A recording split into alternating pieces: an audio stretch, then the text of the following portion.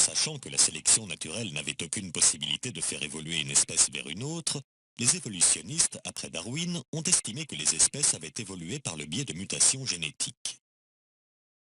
Les mutations génétiques sont des altérations de certaines régions de l'ADN qui surviennent par exemple à cause de rayons X ou de radiations atomiques.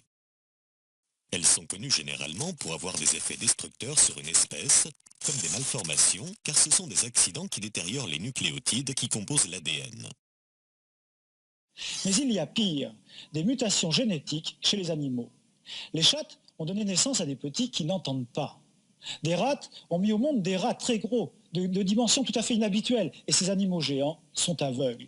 Voici Zezeriama, tel qu'on le connaît au Japon depuis toujours, et voici un papillon de la même espèce victime de radiation à Fukushima.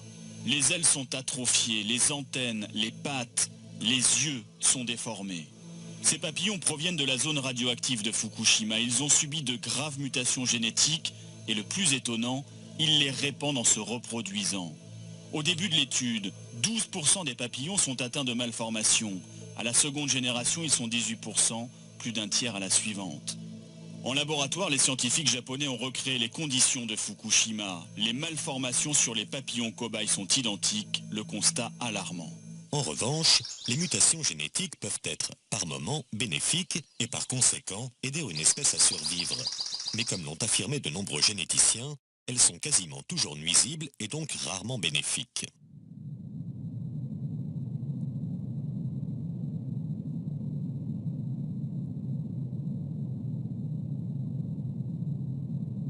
En effet, la plupart des mutations produisent des anomalies, des maladies, des détériorations de la viabilité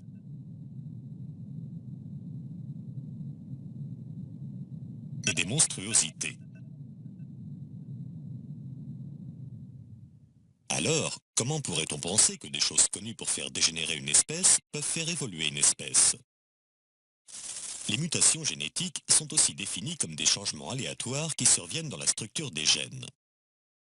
Et dans notre vie de tous les jours, nous reconnaissons naturellement qu'un changement aléatoire dans une structure ordonnée ne peut pas avoir un effet positif.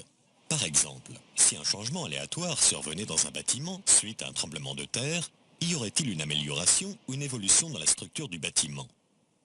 Alors, comment un esprit rationnel pourrait-il penser que des changements aléatoires comme les mutations génétiques auraient pu être la cause de l'évolution des espèces? Dans un célèbre manuel scolaire de biologie, il est d'ailleurs dit, au sujet des mutations génétiques, « Un changement aléatoire n'est pas susceptible d'améliorer le génome, pas plus que tirer une balle aveuglément sur le capot d'une voiture n'est susceptible d'améliorer les performances du moteur. » J'ai, dans la guerre, traité le conte de fées de grandes personnes. Oui. Pour grandes personnes, ces théories de Lamarck et de Darwin. Certains lecteurs ont été choqués par cette expression. J'avoue que je la maintiens. Oui. Et quand je vois encore des gens sérieux croire que vraiment des ailes vont pousser aux animaux parce qu'ils avaient besoin ou parce qu'ils avaient envie de voler, ou alors même la théorie de Darwin, de penser que les amibes sont devenus l'Académie française, comme dit Bernard Schoch, Bernard Schoch, une mare d'amibes est devenue l'Institut. C'est tout de même difficile de penser que ça s'est formé à coup de variations tout à fait accidentelles.